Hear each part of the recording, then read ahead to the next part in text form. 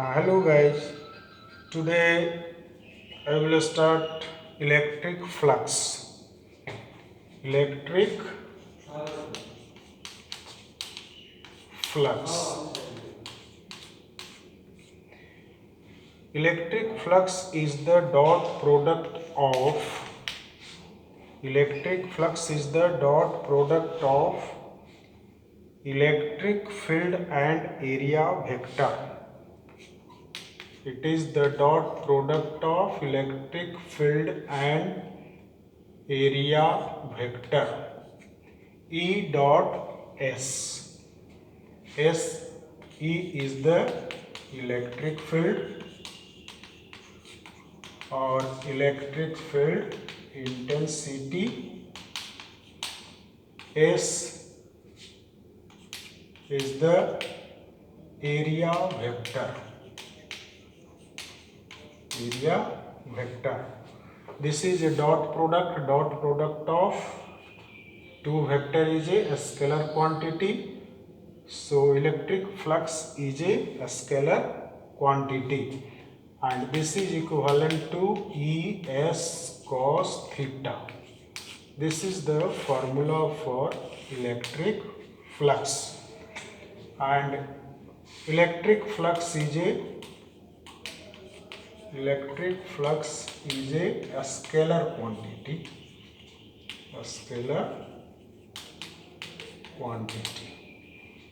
and SI unit is electric field unit is Newton per coulomb and area unit is meter square. So Newton meter square per coulomb, or you can write Newton meter into meter per coulomb. Newton meter is called joule, so joule meter per coulomb. This is also the unit of electric flux. Now here is area vector. First you note on this one, electric field intensity, and this is area vector.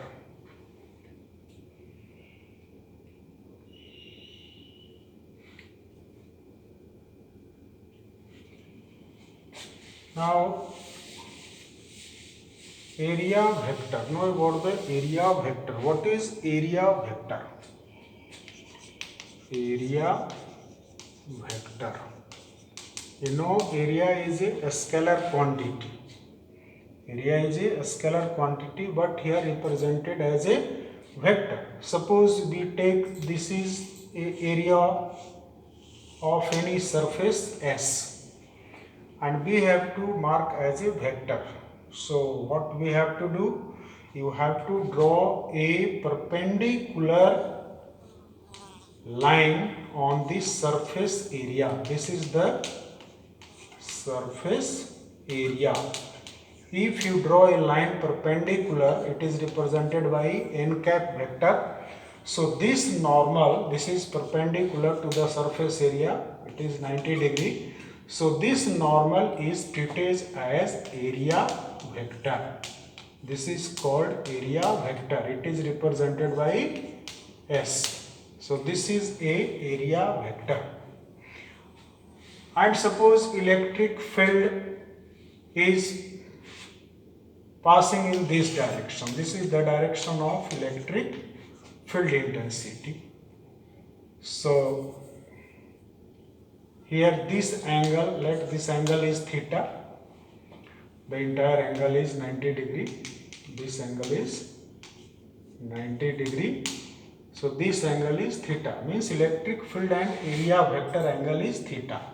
So that is phi equal to Es cos theta. So theta here represent the angle between electric field and area vector. Theta is the angle between electric field and area vector. Now electric flux depend upon the angle theta. Means if theta equal to 0 degree, then flux will be E into S. Cos 0 is 1, ES cos 0. So this value will be ES because cos 0 value is 1.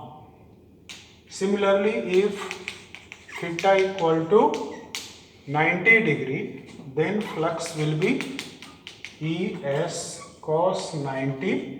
That value will be 0 because cos 90 value is 0. So flux contribution can take place if the angle is less than 90 degree or more than 90 degree. If it is equal to 0, 90 degree, then there will be no contribution of electric flux. Now suppose first you draw the area vector in different surface area. Suppose you take this type of area. This is the surface area. This is a surface area. And draw the normal on the surface area. This is the normal, n cap. So this represent as a area vector. This is a area vector. And if I make a cylindrical shape, suppose this is the surface like that. And if I ask to draw the area vector on the curved surface, this is the curved surface, so area vector will be perpendicular on this surface. This is perpendicular, n cap, this is the area vector. Suppose surface is a spherical. On this surface draw the area vector. So area vector is normal, perpendicular, this is the n cap, and this n cap is 90 degree, here this is 90 degree, or you can draw any direction, normal. This is the n cap, that will be also 90 degree. So this is a area vector. This represent area vector. So area vector means normal draw to the surface area, that is called area vector. So if theta is 0 degree, then there will be a contribution of flux. In that case, electric field and area vector both are in the same direction. Suppose here is the electric field. Electric field is passing in this direction. So here theta will be 0 degree. So contribution of flux will takes place. And suppose here the electric field is passing here also in this direction. This is the direction of electric field E. So here also theta is 0 degree. So there will be a contribution of flux. But suppose here electric field is passing in this direction. This is the direction of electric field. So this angle make here theta equal to 90 degree. So there will be a no contribution of flux on this curved surface. This is the curved surface. So contribution of flux only will take place at this end, because here is the normal and electric field both are in the same direction. Here is the normal and here is the electric field, both are theta equal to 0 degree, here also theta is 0 degree. So flux will contribute only theta is 0 degree. If theta is 90 degree, no flux will be there. So there will be no contribution of flux on the curved surface. Here flux will be contributed because normal and electric field, area vector and electric field both are in the same direction. Here also electric field and area vector both are in the same direction. So angle theta is 0 degree. So flux will be contributed. Note down.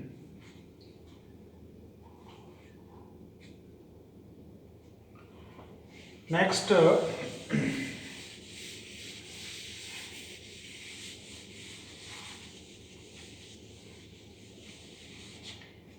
Gauss theorem. Gauss theorem. Gauss theorem. Gauss theorem states that according to a statement of Gauss theorem, total electric flux over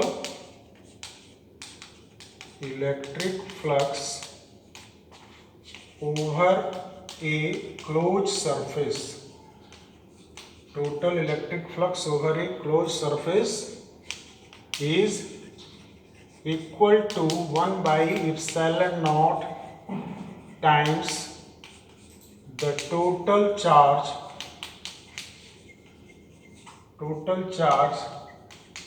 enclosed by given surface. In mathematical form, phi equal to q by epsilon naught. Q in means inside. Charge should be inside the surface. That's why you can write Q in. Q in means charge inside the surface. So Gauss theorem is valid for the charge should be enclosed by the surface. If charge is not enclosed by the surface, Gauss theorem is not valid. So sometimes charge is not enclosed by the surface. In such a case, we can use the Gaussian surface. Note down this one.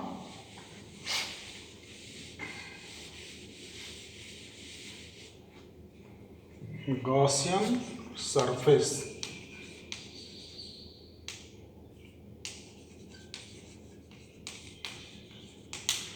Gaussian surface, a hypothetical surface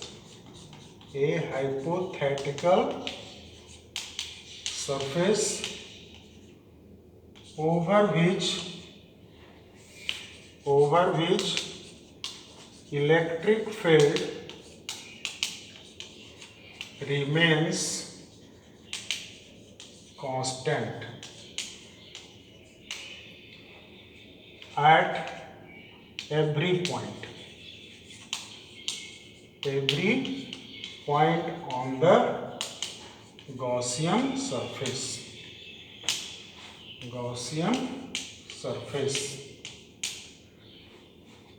Suppose we have to take a point charge. This is a point charge. Q is a point charge, and we have to choose a Gaussian surface. If we choose a Gaussian surface, a spherical, this is a spherical Gaussian surface, then charge will be enclosed by the surface. So this is the spherical Gaussian surface, because the distance from this charge is same. This is r, this distance is r, this distance is r, this distance is r. So at every point the distance from the charge is same. So electric field at all the point of this spherical Gaussian surface will be same. So this is a spherical Gaussian surface. Same as suppose the charge is distributed over the line. This is the line charge. Means charge is distributed over the line. And if you draw a Gaussian surface, so Gaussian surface you have to draw a cylindrical. This is the cylindrical Gaussian surface. Because from this charge the distance are same. This is r distance, this is r distance. So at every point the electric field will be same. So this is the cylindrical Gaussian surface. Cylindrical Gaussian surface, and charge is inside this cylinder. So this is the Gaussian surface. So Gauss theorem is valid for a Gaussian surface. Now application of Gauss theorem. Application of Gauss theorem. Applications of Gauss theorem. Gauss theorem are mainly used to find the electric field. To find the electric field due to, where Gauss theorem is used? Gauss theorem is used to find the electric field due to, first one, due to a line charge. Due to a line charge. Line charge means charge distributed over a straight wire. Line charge means charge distributed over a straight wire. This is the line charge. Second, electric field. Gauss theorem is also applied to find the electric field due to a thin plane sheet of charge.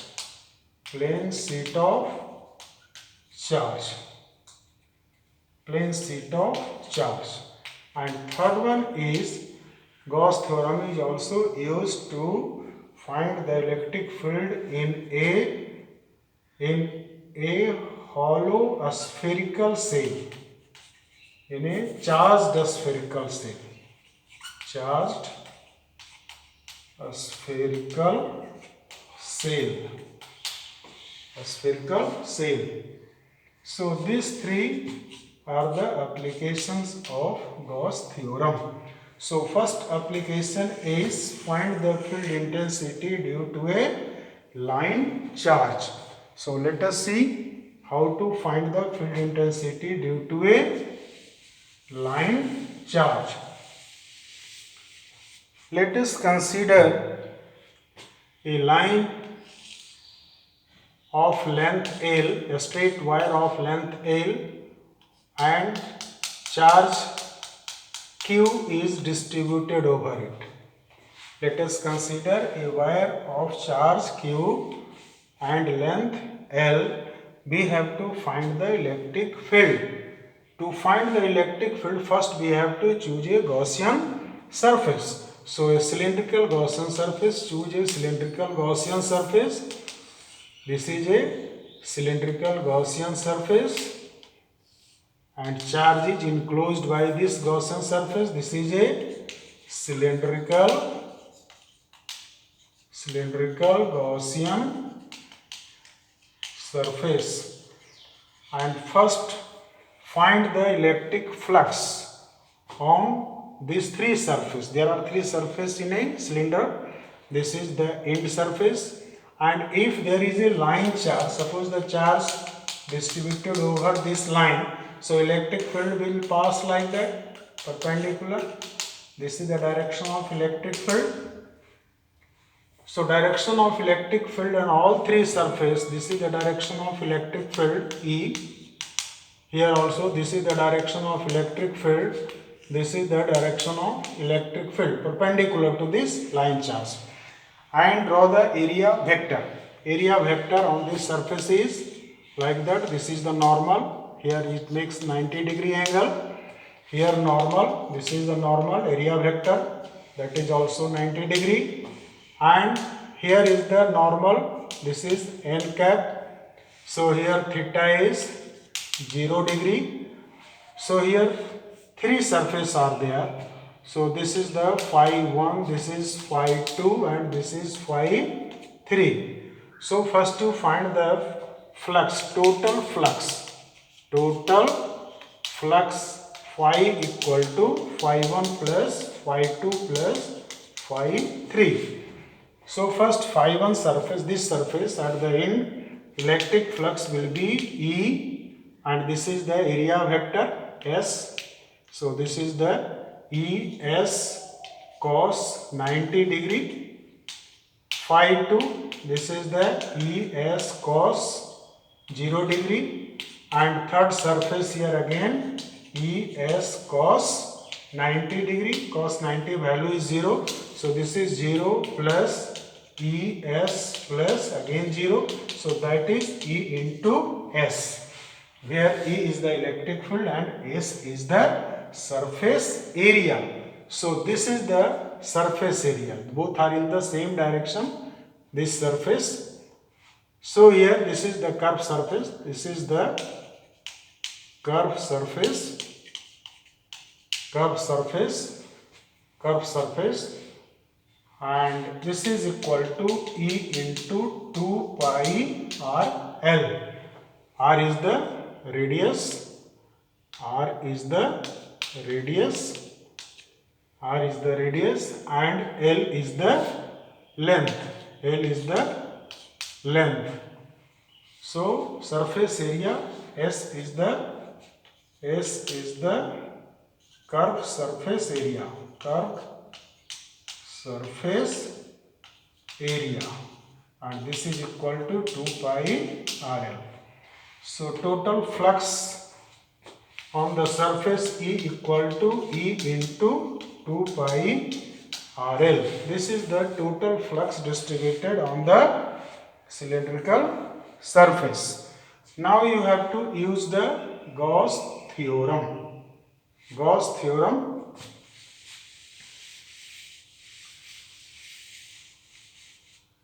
So using Gauss theorem,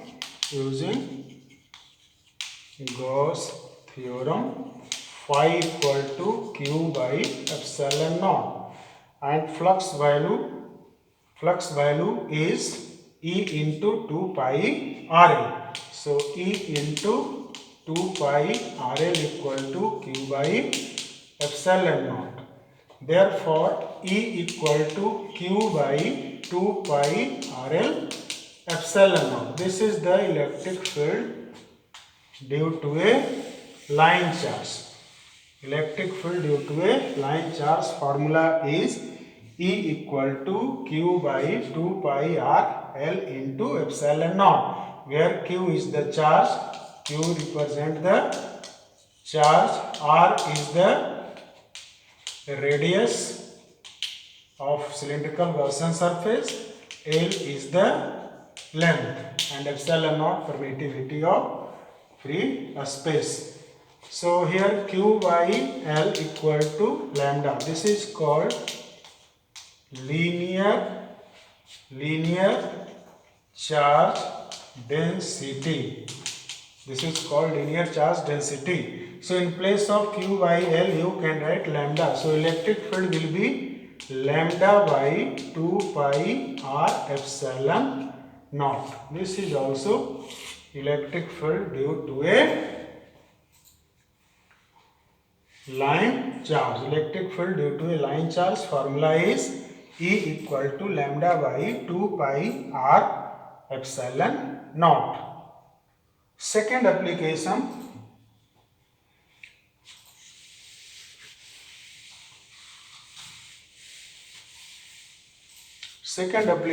is for a electric field due to a plane sheet of charge. Field intensity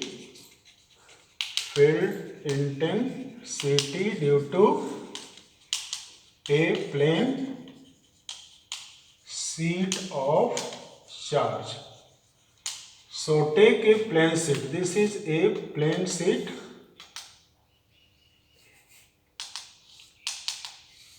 This is a plane sheet. Take a plane sheet and let this sheet is charged. Plane sheet is charged.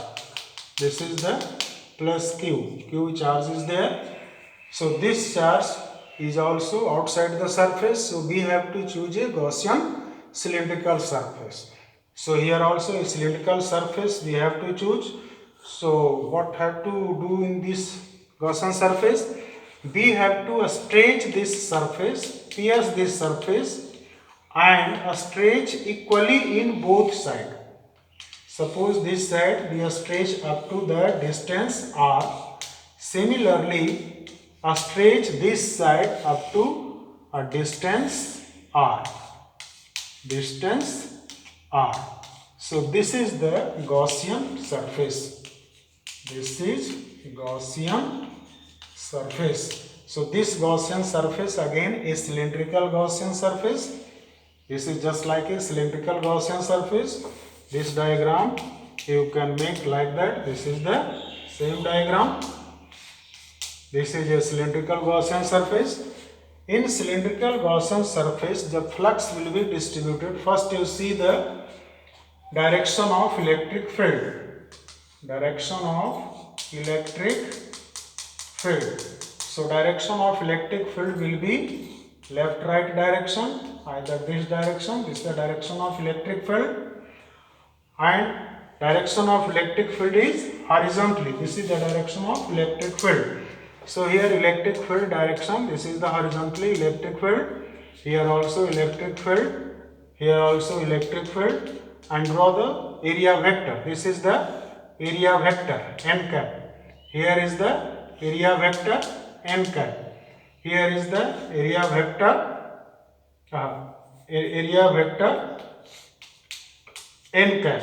So here theta angle between area vector and electric field is 0. Here also theta is 0, and here theta equal to 90 degree. So no flux will be on the curved surface. There will be no contribution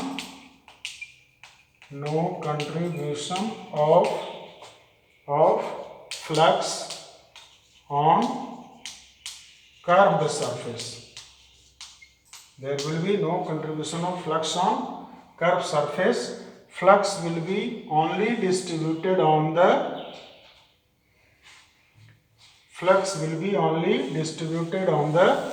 end surface. Flux is only distributed on the both end. Flux is only distributed at both end of cylindrical Gaussian surface. Cylindrical Gaussian surface, like that. This is the cylindrical Gaussian surface. So here is the electric field. This is the surface area vector, and this is the area vector. This is the electric field. Here is the area vector, and this is the electric field. So theta is 0, theta is 90, and theta again 0. So total flux will be, find out the total flux. So total flux is,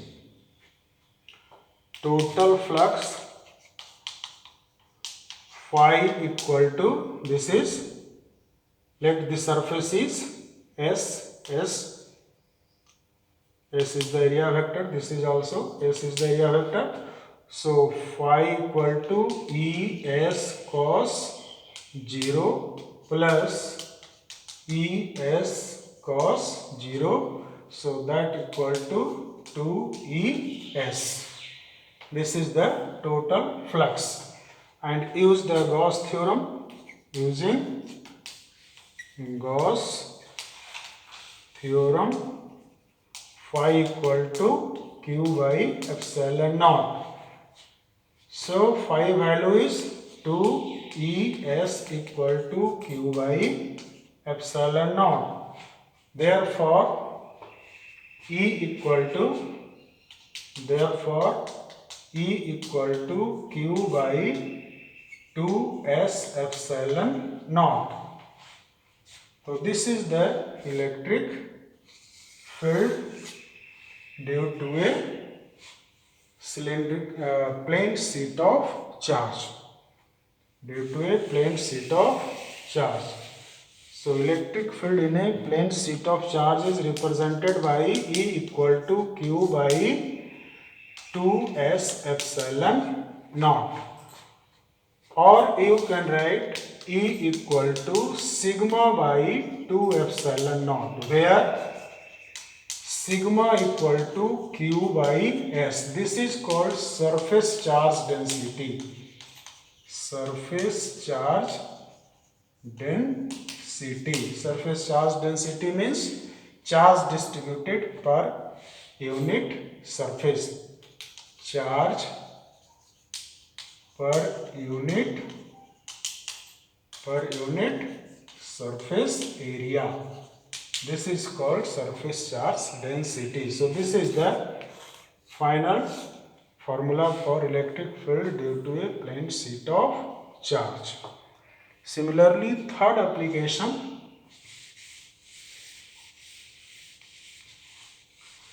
of Gauss theorem is to find the field intensity due to uniform charged spherical shell. A spherical shell, this is a hollow shell. Let us consider a spherical shell and charge q is distributed over this shell. Let O is the center and R is the radius of the shell. Q is the charge distributed over this shell, because no charge is distributed inside the shell. So charge is distributed over it. Now we have to choose a Gaussian surface. So this is a Gaussian surface, so that the charge will be enclosed by it, and this is a spherical Gaussian surface. So we have to choose a spherical Gaussian surface of radius small r. This is a spherical Gaussian surface. We have to find the field intensity at three locations. First is, we have to find the field intensity. First we have to find the field intensity away from the outside the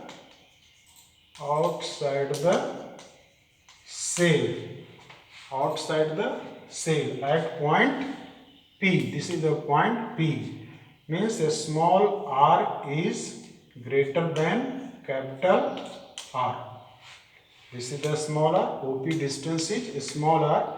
We have to find the electric field at point P, whose distance is smaller from the center of the shell. So first, at this point we have to mark the electric field. Electric field is perpendicular, this is the direction of electric field, and normal, this is the surface area, normal. So contribution of flux will take place on this surface.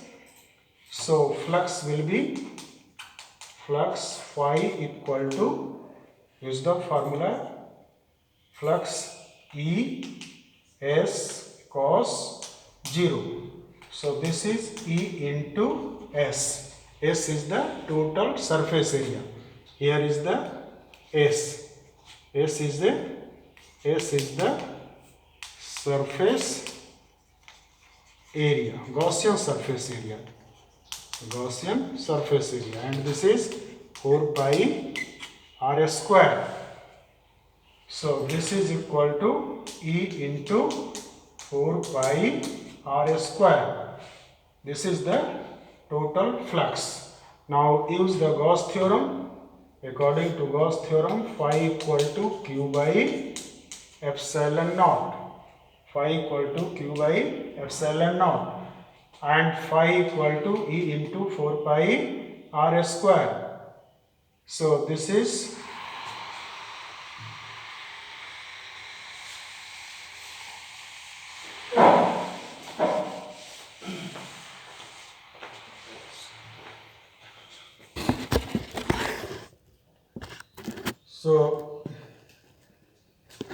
E into 4 pi r square equal to q by epsilon naught. Therefore, E equal to 1 by 4 pi epsilon naught Q by R square. This is the electric field due to a spherical cell outside the spherical cell where R is greater than capital R. So this expression is for a point charge. This is for a point charge.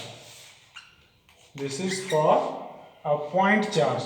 Means if you find the electric field outside the spherical cell, a spherical cell will behave like a point charge. A spherical cell will behave like a point charge. Now you find the second point on the surface of the cell. On the surface of cell. On the surface of cell, a small r is equal to capital R. So put the value of a small r equal to capital R in this expression. So electric field will be electric field intensity. Electric field intensity E equal to 1 by 4 pi epsilon naught Q by capital R square. Capital R square. Now, if you consider the cell, here this is the cell, radius capital R, and charge is distributed over this cell, Q charge is distributed over the entire surface area.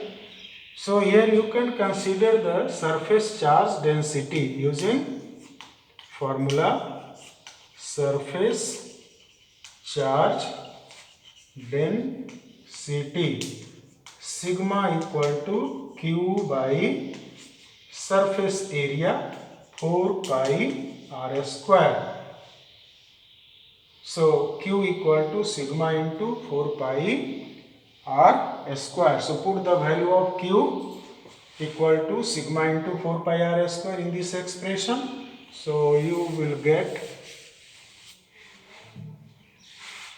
E equal to 1 by 4 pi epsilon naught and value of Q equal to, from here you write Q equal to sigma into 4 pi R square. So this is sigma into 4 pi R square divided by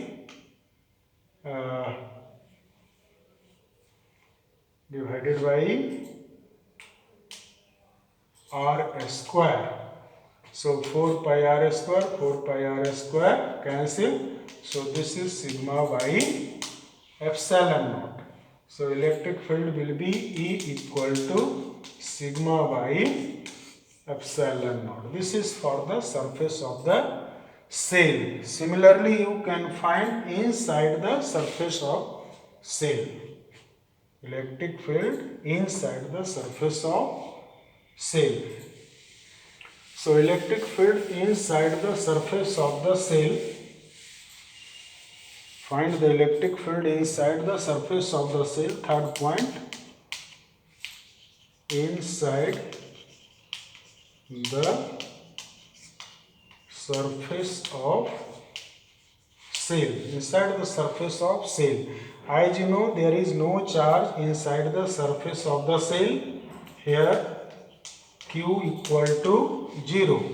So if Q equal to 0, therefore electric field E will be 1 by 4 pi epsilon naught and Q by R square is this formula. So this is equal to also 0. So there will be no electric field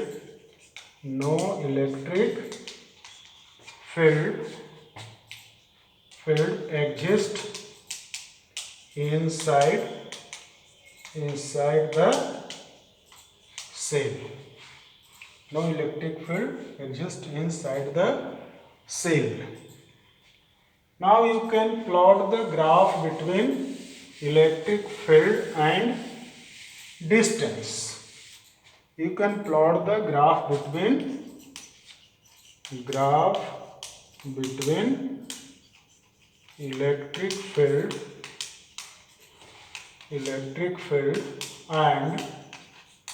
and distance. So take the electric field on a y-axis and distance on x-axis. Electric field is taken on y-axis. This is the origin. So here you have done the three expressions. One expression is E at the center of the C. Here electric field is maximum. This is the maximum electric field. This is on the surface of the cell. A small r equal to capital R. Here electric field is maximum. And after then when you move away from the surface of the cell, the electric field is inversely proportional. So that graph will be like that. So this is E inversely proportional to 1 by R square. So this is the graph between electric field and distance R. So today the end of the class. Next chapter will be coming in the next video. Thank you.